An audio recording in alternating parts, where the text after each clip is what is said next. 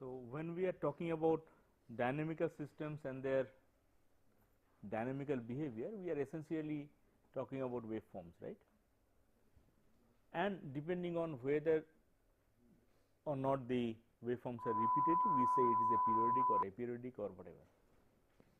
But essentially we are working with waveforms. And those of you who are coming from electrical, mechanical or physics or like backgrounds, you know that whenever we encounter any waveform, one of the things we always like to look at would be its spectrum. Probably you all have come across Fourier series, Fourier transform and stuff like that. So, I am not going into that specifically. So, I am assuming, I am proceeding with the assumption that you know. So, normally if you have a system with a periodic behavior, a period 1 behavior, then what would the Fourier spectrum be like? An impulse. Wait a minute. My question is that if you have a period 1 behavior which could as well be like this, then it would not lead to just one frequency. Obviously, this is a waveform with a periodicity something like this, and if you decompose that, there will be a fundamental and there will be harmonics. But the point that I am making is that these would be line spectrum, that means very discrete spectral components, discretely spaced at the fundamental and its harmonics. Okay. So, one would expect a large, so this is the frequency axis and here is the amplitude for every frequency, say A. Then there would be a large magnitude at the fundamental frequency and there would be those smaller ones at various frequencies. Okay. One would normally expect these kind of things. For the sake of our understanding or going further, let us confine our attention to the fundamental frequency and things that happen below that. So, even though there are normally there would be these higher frequency components, we would understand that they are there, but presently let us put that out of our attention. Well, let us concentrate on this. Now, suppose as you change a parameter, the behavior becomes period 2. What change do you anticipate in the Fourier spectrum?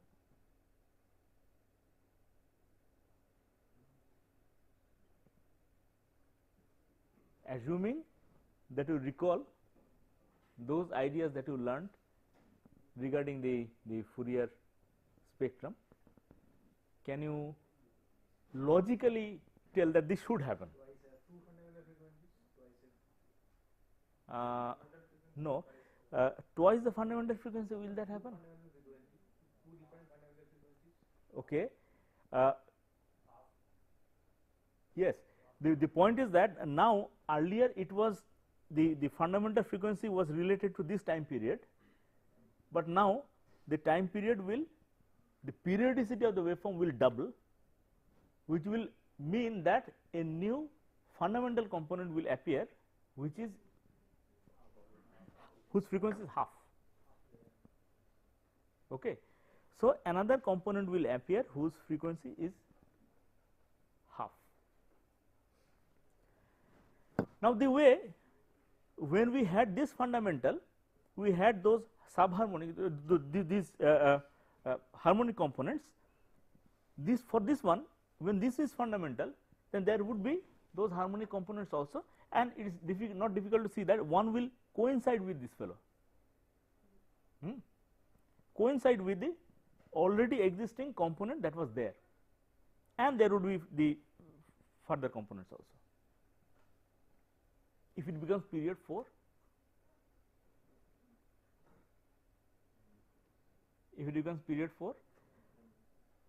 then obviously a new component will appear that has a frequency, that has a fundamental frequency at 1/4 the original one, right.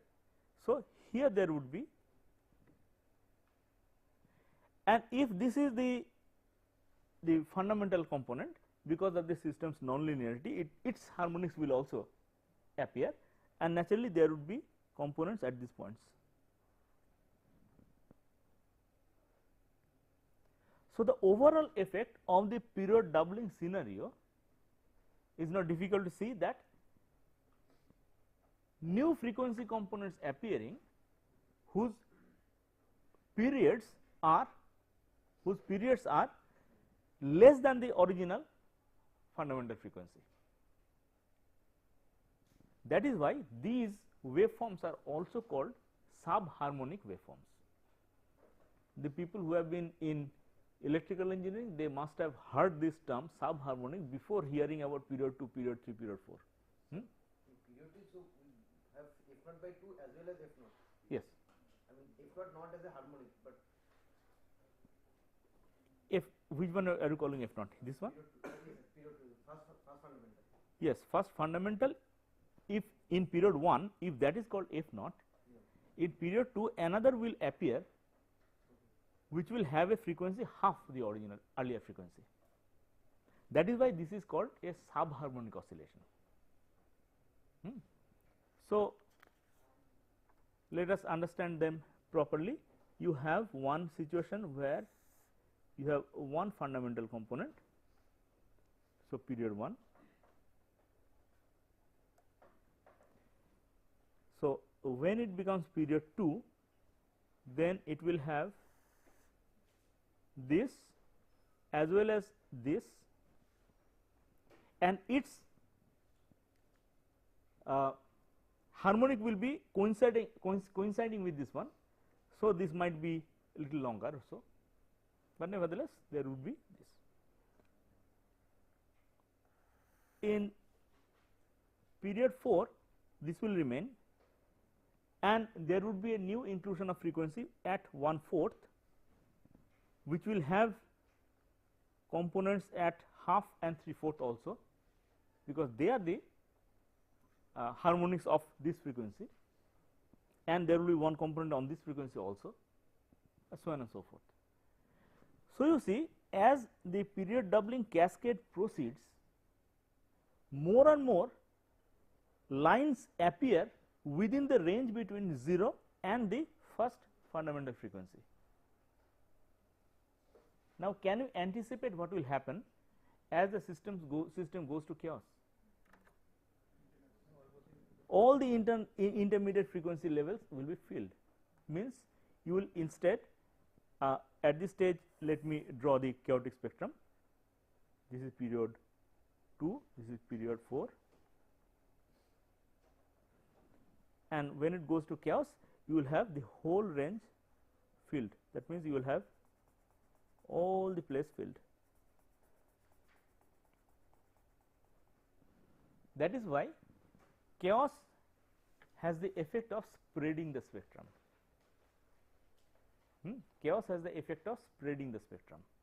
Earlier these were line spectra, now this would be a spread spectra. And those who are coming from electronics backgrounds, they have heard of specific applications of spread spectra, right? And in all these, chaos can be used.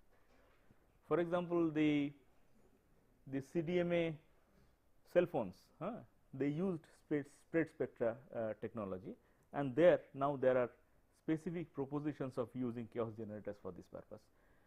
So, chaos is as good as a generator of a spread spectrum waveform. So, in chaos you have a continuous frequency spectrum. Okay, this is the f axis, amplitude.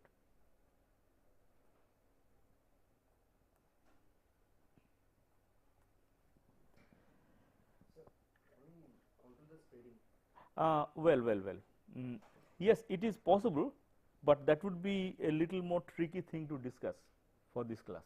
So, we will leave this out. It is not impossible to control the spreading, but that is that requires more rigorous mathematical treatment. So, is it possible for two different systems to have the same form of chaotic motion, the same form of spread? Okay, so his question is it possible for two different systems to have the same form of chaotic motion? If by form of chaotic motion you mean the same frequency spectrum, yes, it is possible. But actually one system may be electrical system, another system may be a mechanical system. They don't, that doesn't really matter, because when you bring them to the model, if the model has same kind of parameters, they will have the same kind of behaviors, and therefore they can have the same kind of spectrum. Now, if that is the spectrum, okay, we have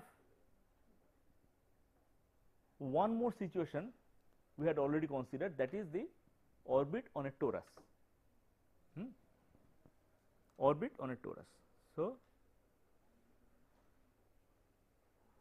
we considered the orbit on a torus, an orbit that goes like this.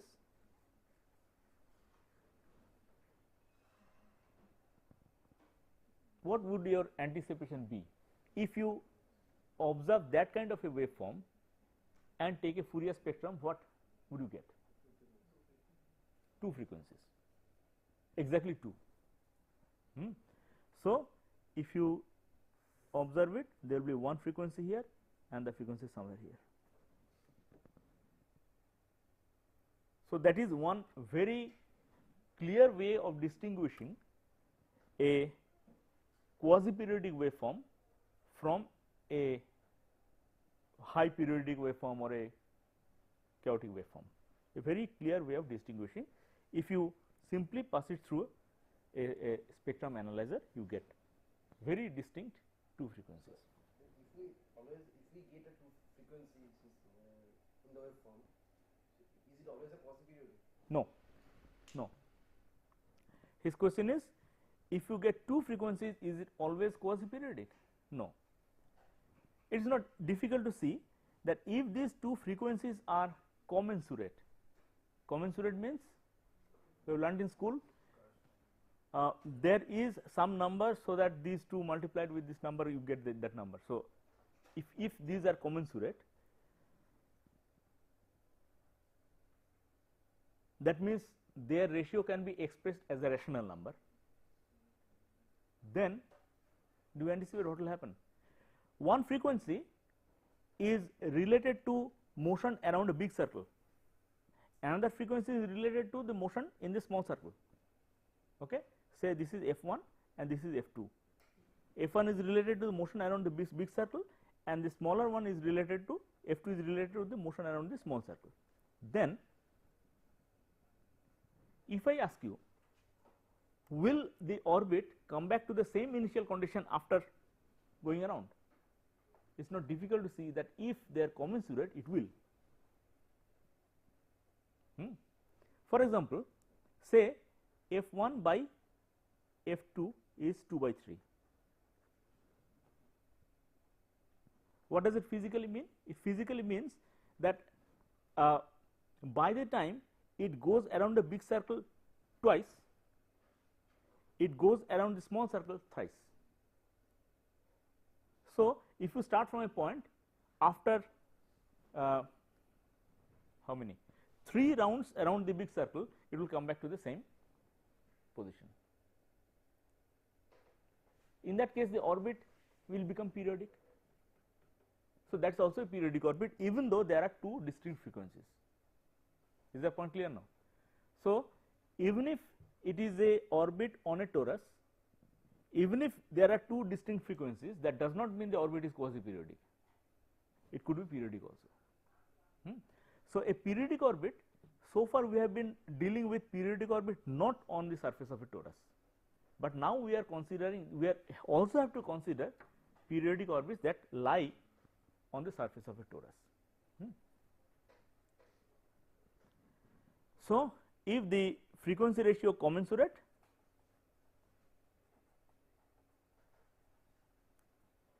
you have periodic orbit, and incommensurate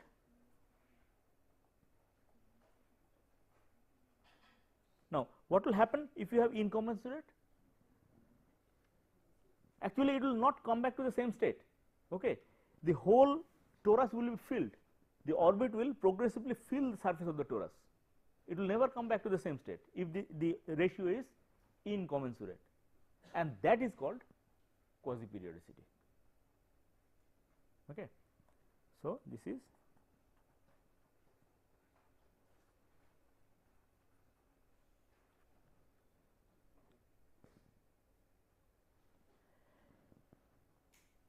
now you have learned that one way to understand these behaviors would be to place a Poincare section and see the behavior on the Poincare section. What would it be like if you place a Poincare section and see the behavior in case of commensurate frequencies? Might not be single, but a finite number of points, some number of points, but only points, because every time it starts from here and goes around it, it comes somewhere else, again after some time it will fall on the same point. So, there will be a finite number of points on the Poincare plane. If you have quasi-periodic orbit, what will you see? A ring. You will see a ring, because every time it starts from here it falls in another place, again it goes, it falls in another place, again it goes and falls in another place, but ultimately none of these points will fall on each other. As a result, the whole ring will be filled. You will see a ring. It is also called a drift ring. You will see the points drifting along the ring, and it will go on doing that way. So, the signature of quasi-periodic behavior is a closed loop on the Poincare section. Okay. Now, how does all that happen? Let us tackle that question at this stage. Let us come back to our concept of a continuous time dynamical system, and let us develop from there. In a continuous time dynamical system, your description was x dot is equal to f x, where x is a vector, and we are considering 3 or more than 3 dimensions. So, that the period 2, period 3 chaotic motions are all possible. Suppose initially you have the parameters such that you have got one point, that is stable equilibrium point, and you have the orbit vector field like this. What would your immediate conclusion about the eigenvalues be? The eigenvalues must be complex conjugate with negative real part. Okay. And this part I have already done, just let me repeat. If suppose you change the parameter, vary the parameter, and as a result of that the eigenvalues move across the imaginary axis to the positive side, what will happen? In the immediate neighborhood of it, it will become repelling.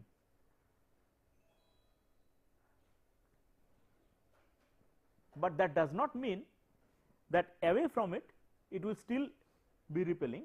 So, away from it, it could be attracting, and as a result there would be a limit cycle. So, this is the birth of the limit cycle that we discussed. This phenomenon is normally called Hopf bifurcation.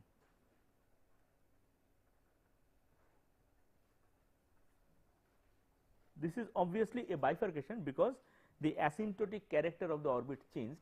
There is a fundamental change in the character of the orbit. So, it is a bifurcation. It is called Hopf bifurcation. So, Hopf bifurcation is actually related to where in the complex plane the eigenvalues actually move like this. This is the real axis, this is the imaginary axis, and the eigenvalues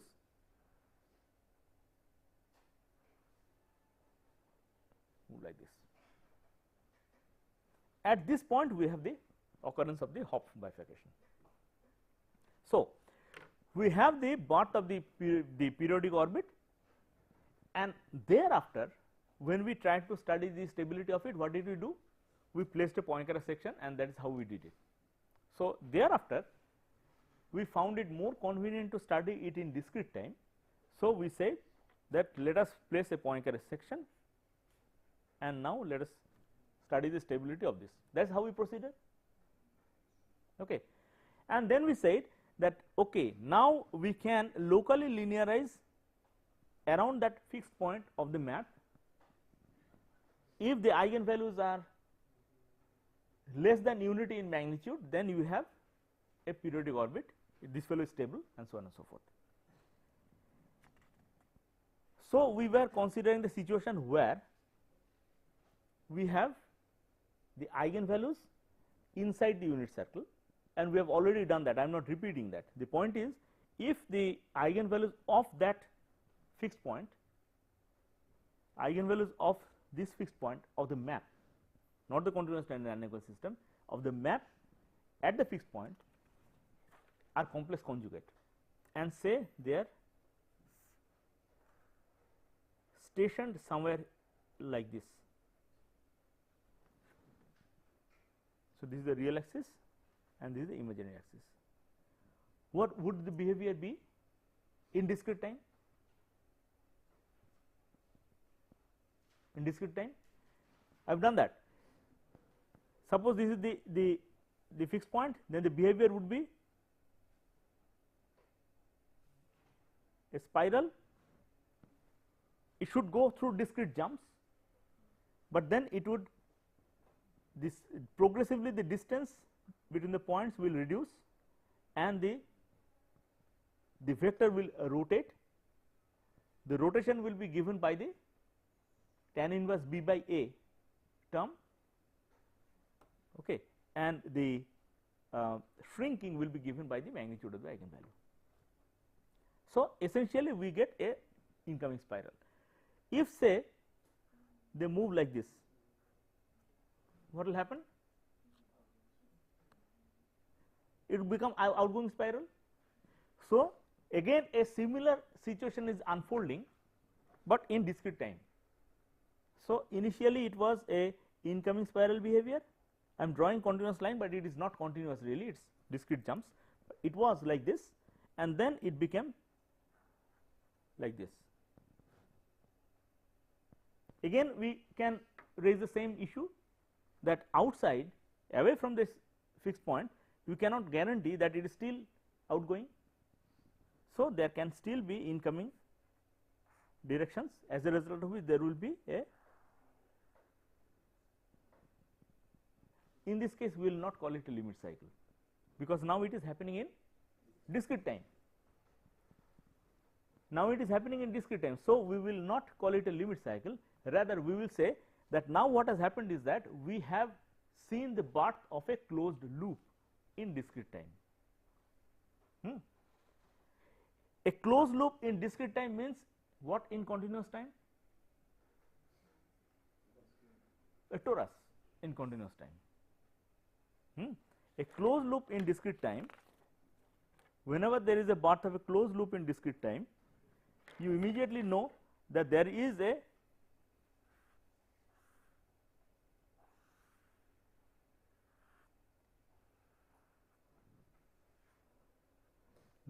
torus in continuous time. So, this is how a torus is born in a continuous time dynamical system. So, when we try to understand that, we try to understand that in terms of the discrete time behavior, in terms of the birth of a loop, birth of a closed loop. But now this closed loop has been born. Quite a natural question is that this closed loop has obviously two frequencies, and I said depending on the frequencies and their ratio, it is either a periodic orbit or a quasi periodic orbit. But physically, how can two frequencies be there physically in a system? Well, to get a physical idea, you might imagine it this way. One, suppose the system has some kind of a LCR circuit, a LCR circuit means there would be some characteristic frequency, and supposing it is excited by a sinusoid which has a different frequency. So, obviously, there are two characteristic frequencies in the system and they will interact with each other. Okay.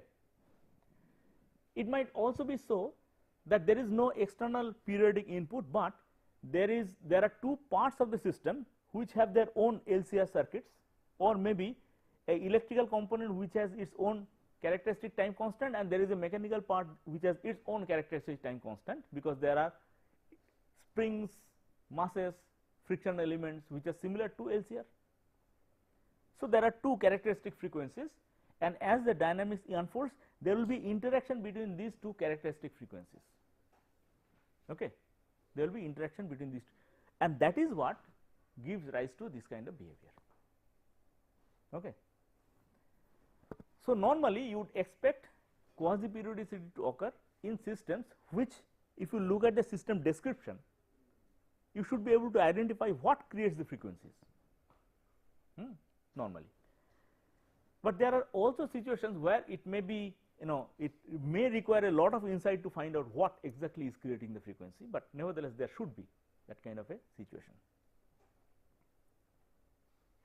You have already done in mathematics course or in other courses, supposing there is a simple LCR circuit, a linear system excited by a external harmonic sinusoidal excitation. What will be the behavior like? Sinusoid, right? It will be sinusoidal behavior. It will be one frequency and the excitation frequency. Yes, it will be the excitation frequency only. So, in case of a linear system, the effect of the original system's time characteristic time is not all that visible, but if the system is non-linear, that is not quite so. Then there is interaction. You might imagine that, supposing Instead of saying it's a linear system, that's why we get only the excitation frequency. But if we have any non-linear component with it, then we can get both. then we can have more complicated behavior. That's all that I am meaning at the moment. In such systems, you would anticipate the possibility that when you have only the excitation frequency visible, then it is a periodic orbit. In the state space, it is a closed loop. Take the Poincare section, it is a point. But then, because of the non-linearity, as you change the parameters, there might be a situation where this closed loop might become unstable, and as a result, a additional loop may develop on the Poincare plane. Is that clear? It is possible then. But then there is something more to it. What is more? What is more is this, that okay, supposing there is a frequency f1 and there is another frequency f2, and as I said, if this ratio is commensurate, then you have the periodic orbit. If that is incommensurate, you have the aperiodic orbit. Now, supposing I keep f2 fixed and I vary f1, I can do that. What would the anticipation be? That in order to get a periodic orbit, you have to actually fix f1 with infinite precision, right? Because if you slightly vary, you will get a irrational number. Or if you want to obtain a quasi-periodic orbit, you have to really fix it at a irrational number very accurately, because around a irrational number there is always some rational number. Okay, that is a fundamental theorem in number theory. Got it? So, the natural anticipation would be that in order to get any desired behavior, you need to fix the frequencies very, very accurately. No, because of the non-linearity. What happens is that if you keep f2 constant and vary f1, or keep f1 constant and vary f2, you will find that mysteriously the two frequencies get locked for some range of the parameter.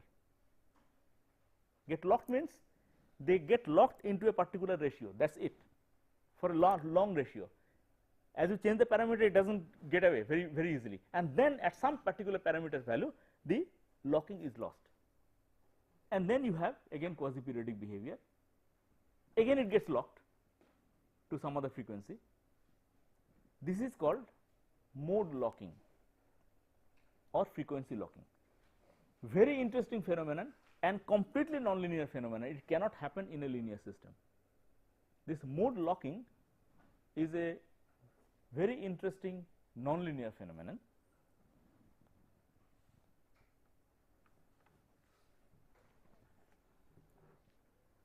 So, this is called mode locking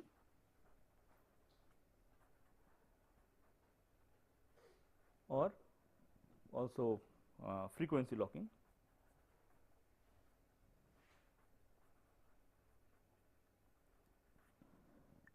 So, let me just repeat, if you keep on changing the parameter, you normally anticipate that you have to fix the parameter very accurately in order to get a rational frequency ratio, but it is not so.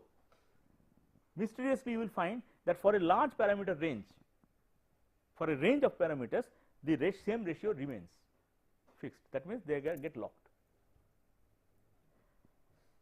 So if you change it, lock can be broken. Yeah, if you change it beyond a certain range, the locking may get broken. In electrical system, can there be two locking frequencies? I mean F1, F2 and F3, F4. Wait. No, presently we are talking about only two frequencies existing. I will come to those issues a little later. How does this happen? How does this physically happen?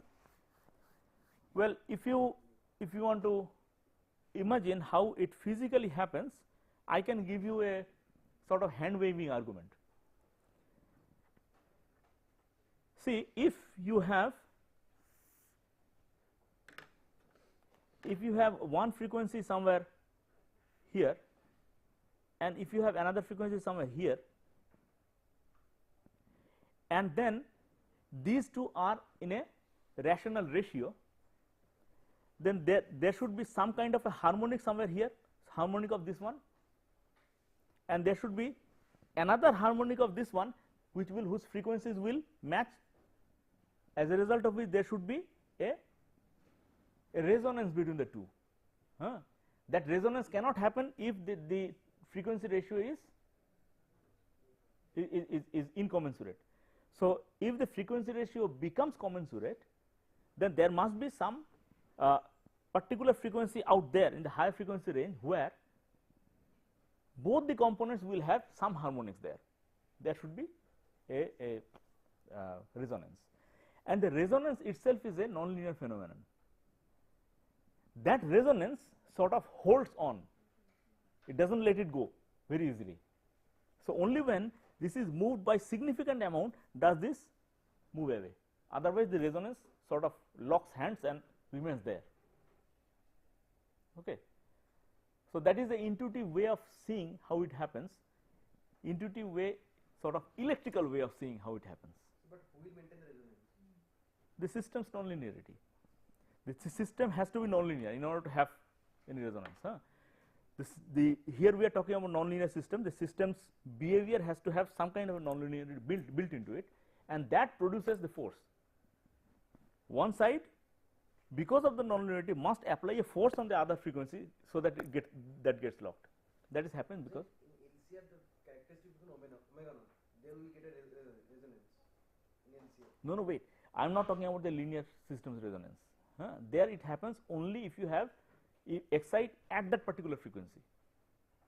Here we are saying that no, we are not exciting at that particular frequency, we are moving it, yet it is getting locked.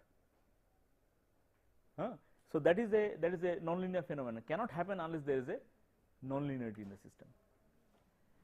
But examples of such situations galore. For example, you know that there are at least two, even more actually, but two very well known situations within the solar system where it has happened. The Earth Moon system. You know that you see only one side of the moon, right? You do not see the other side of the moon. Why? The moon is rotating around you. So, if Earth is rotating around yourself, Earth is rotating around its own axis and the moon is rotating around Earth, then obviously I should see all sides of the moon because moon is rotating. We don't see. What does it mean? It is actually in the phase space, it is a motion on a torus with ratio 1:1, and it is a mode locked behavior. There is no guarantee that it was always mode locked. It might be at the time of dinosaurs it got mode locked, so that if the dinosaurs could see, they could have seen the opposite side of the moon, but at that time maybe it got locked. But there is no guarantee that it was always mode locked. It got mode locked at some point of time, and we are in a temporal phase where it is still mode locked. Mercury, for example, same phase faces the sun, and in that particular phase the temperature goes to something like 600 degrees. In the other side it is freezing, minus how much? In Mercury, the closest thing to the sun. The other side, that is in the shade, is its freezing temperature because of that, because there is only one side that is exposed to the sun. These are mode locked behaviors, and such mode locked behaviors are very common in experimental engineering situations also. So, the total picture is that if you start from a initial condition, say if you look at the bifurcation diagram, suppose I am doing the wrong way of plotting the bifurcation diagram, that means I am talking about a birth of a equilibrium, and that equilibrium, say I am changing the parameter,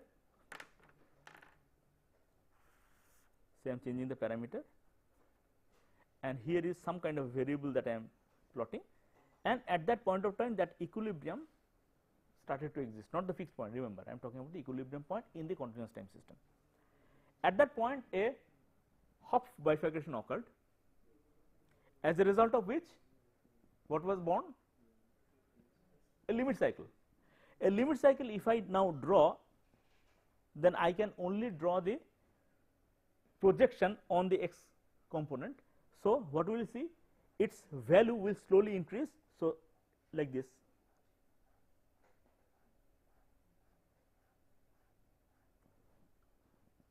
Right. So, I am talking about this orbit, this orbit, this orbit. So, these are all orbits like this. And suppose at some point of time that again loses stability, that periodic orbit loses stability, as a result of which what is born? A quasi-periodic orbit. So, then that would be signified by some kind of a change. I am not depicting because it is difficult to depict that. Then within that range where it is a motion on a torus, as you are changing the parameter, there would be a succession of mode locked behaviors, sandwiched between them would be quasi-periodic behaviors. Mode locked, quasi-periodicity, mode locked, quasi-periodicity. So, you would see that there would be some range where you have quasi-periodicity behavior, and some range where you have some kind of a mode locked behavior, again a mode locked behavior, again a quasi-periodic behavior, again a mode locked behavior. These are not chaos though I am drawing this way because all the points on the loop would be filled in quasi-periodicity, but again there would be some mode locked behavior, again a quasi-periodic behavior. So, the behavior would be something like this, and finally at some stage that gives rise to chaos. So, here there would be a range where it gives rise to chaos. The torus breaks down. This is called the quasi-periodicity route to chaos. We have already learnt about a few routes to chaos. We have learnt about the period doubling route to chaos and things like that. This is the quasi-periodicity route to chaos. It has actually history. The history is that you must have heard of the names of the famous Russian physicists Landau and Lifshitz, the famous book, almost the Bible in physics. This man Lev Landau in early 40s, he proposed a mechanism for generating turbulence. Turbulence means a chaotic behavior. Now we understand that as a chaotic behavior, but how is it produced? His point was that as you change the parameters, for example, in case of producing turbulence, you increase the flow rate, and beyond a certain flow rate you find turbulence. So, increasing the flow rate, that is the parameter. Suppose you are increasing the parameter, changing the parameter, then he says that beyond a certain parameter another frequency component comes in. Beyond another parameter, if another frequency component comes in, another parameter, another frequency component comes in. So, his proposition was that there is a progression of addition of frequency components. Finally, there is a situation where all the frequency components are there, and that is turbulence. Is that clear? It is almost the same kind of situation as period doubling cascade. His proposition was that it is a accumulation of frequency components that finally gives rise to a chaotic behavior. That proposition, that sort of it was I should say a conjecture, finally proved to be wrong. That conjecture finally proved to be wrong. Now we understand that the first transition, that means while in from the laminar flow, the first transition, accumulation of one frequency component is possible, another frequency component is possible. You can see that addition of one frequency component is the first bifurcation, Hopf bifurcation, creating a limit cycle. Second one is the second one happening on the Poincare section, creating a closed loop, that is also addition of frequency component. But thereafter we have a problem.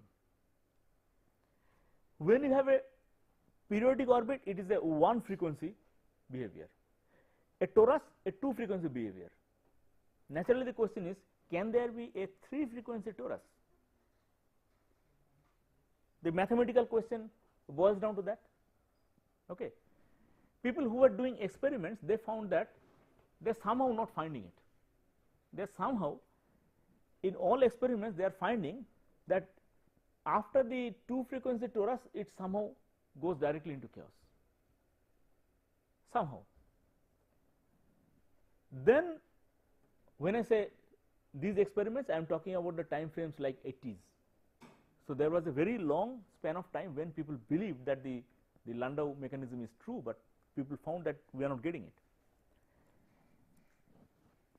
In the 80s, some people did experiments very carefully on oscillators, where they carefully created one characteristic frequency of one part of the oscillator, another oscillator with another characteristic frequency, and a third frequency, that is a injection frequency. So, deliberately created a situation where there will be three frequencies. They found that if the interaction between the two, that means coupling between the two oscillators, is weak, then you do get three frequency behavior. But if the coupling is strong, then the two frequency behavior directly goes into chaotic behavior. But we have never found anything beyond three frequency behavior. Three frequency torus I will not be able to draw, because it is a conceptual thing, you cannot draw it on the sheet, it is not possible to draw. But essentially the concept is, there should be, if you break up in frequency spectrum, you see three frequency components. Then came the theoretical breakthrough, where it was proved that the three frequency torus behavior is structurally unstable, in the sense that if you slightly perturb that three frequency torus, slightly perturb means either you change the parameter or you change the initial condition or whatever, slightly perturb it, it goes into a chaotic behavior. So, even though theoretically a three frequency behavior is possible, that is why it is extremely difficult to observe, because it is structurally unstable. Is that point clear? The mathematical statement says that in the neighborhood of every three frequency torus, there lies a strange attractor at a infinitesimally small distance. okay, which essentially in physical terms means that even slight bit of random noise existing in any system will not allow it to stabilize in the 3 frequency behavior. Okay. And that is why you do not see the progression from into 3 frequency, 4 frequency, 5 frequency and all that going into chaotic behavior. So, now we understand that the essential mechanism of this quasi periodicity route to chaos is where you have a periodic behavior, period 1 behavior, then a bifurcation leading to a torus behavior, and that torus somehow breaks down. There is some mechanism by which the torus itself breaks down, and that leads to chaos. How can the torus break down? Well, torus is a very well defined geometrical structure. For mathematician, for a topologist, the torus is a very well defined concept. Like if you the torus, if you are a donut, you can take a thread through. So, if it is a torus, then you can take a thread like this. If you take like this, then you cannot take it out without breaking the torus and stuff like that. There are very well defined mathematical concepts by which a torus is defined. If that somehow breaks down, that means some deformities appear in the torus, so that it can no longer be called a mathematical torus. That is a transition from a torus behavior to a chaotic behavior. That is another route to chaos. Before concluding today, let me give you a name. We said that there are 2 bifurcations appearing on this. One at this point. What happened on this point? What is the name? Hopf bifurcation. What happened at this point? It is the similar thing to Hopf bifurcation happening in discrete time, right. That is why some authors call it also Hopf bifurcation. That may, I mean, this is also called a Hopf bifurcation. In some books you will find that this is also called a Hopf bifurcation, but more accurately this bifurcation, so this is called a Hopf,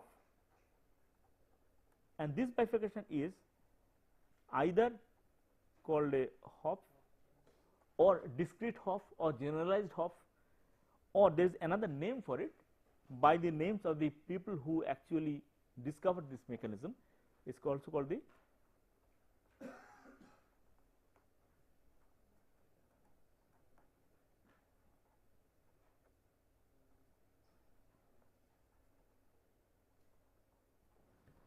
Neymark-Sarkar bifurcation.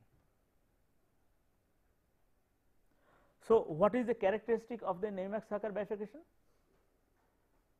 In the discrete time, you have got a fixed point, you locate the Jacobian, locate the eigenvalues, and the eigenvalues would be complex conjugate and exactly equal to 1 in magnitude, then it is a Neymark-Sarkar bifurcation. Okay. So, do not be confused by these 2 interchanging names in different literature. Same phenomenon, conceptually, since it is the same as the Hopf bifurcation in discrete time, it is also called Hopf or generalized Hopf and Neymark-Sarkar.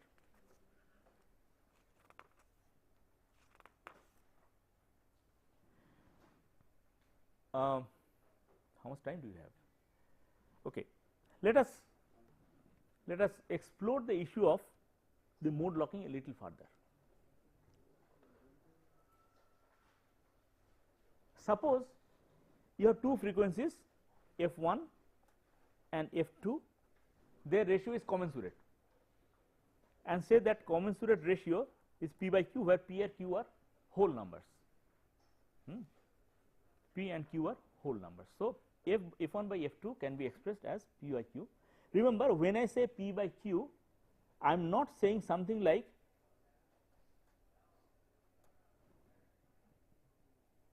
okay, 10 by 6 is equal to 2 by 3, and then I would write 2 by 3. So, whenever I say p by q, in the further discussions, you assume you understand that all the common divisors are taken out. So 2 by 3. What does 2 by 3 mean? 2 by 3 means by the time it goes 3 circles around the big, it goes twice around the opposite. By the time it goes twice around the big circle, it goes thrice around the small circle. So what does it mean? On the Poincare plane, what will you see? Suppose this is the Poincare plane. There is a closed loop on the Poincare plane. Okay. There is a closed loop on the Poincare plane, and suppose I start from this point. So after this, what will happen? It will go into the big circle, and after some time it will come back on this. Where will it come back? 2/3 of the circle later, right? If the ratio is 2 by 3, so it will come back here. So if this is point number 1, this will be the point number 2. Where will it intersect the Poincare section again? Again 2/3 of the circle later, here. Again, so this point returns as the 4th point, right? So this is what we will see on the Poincare plane. Clear? A 2 by 3 behavior, f1 by f2 is 2 by 3, is actually seen as this.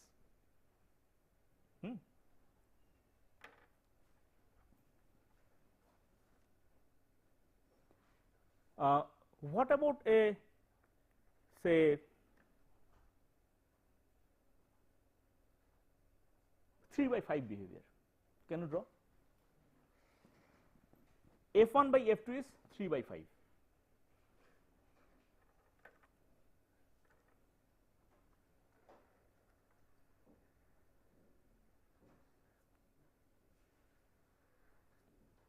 By 5.